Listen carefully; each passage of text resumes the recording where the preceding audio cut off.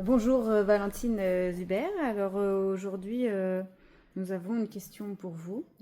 Quel est votre avis sur le plus grand défi que la société doit relever sur la laïcité?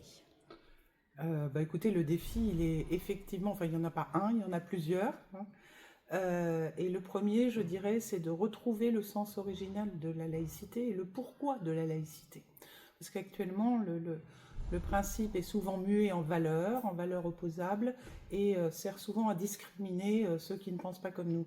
Donc, je pense qu'il faut redonner au sens de liberté, le sens de la laïcité comme un principe de liberté qui permet l'expression de valeurs qui ne sont pas les mêmes dans une société pluraliste, mais qui permettent tout de même de vivre ensemble et de pouvoir fonctionner ensemble en ayant des conflits limités.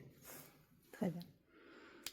Comment ressentez-vous l'évolution de la doctrine et des consignes ministérielles dans l'éducation nationale en termes de laïcité depuis 2007, pour ne pas donner de date?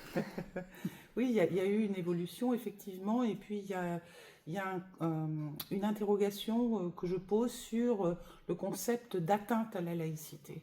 Comme j'essaye de l'expliquer dans mes présentations sur ce principe démocratique et libéral, très souvent, la laïcité s'impose à l'État et aux fonctionnaires de l'État pour éviter de faire des discriminations envers les citoyens.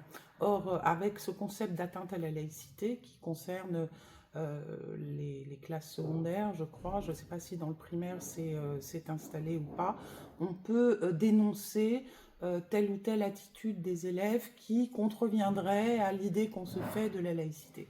Or, je le répète, la laïcité s'impose aux représentants de l'État et certainement pas aux individus citoyens.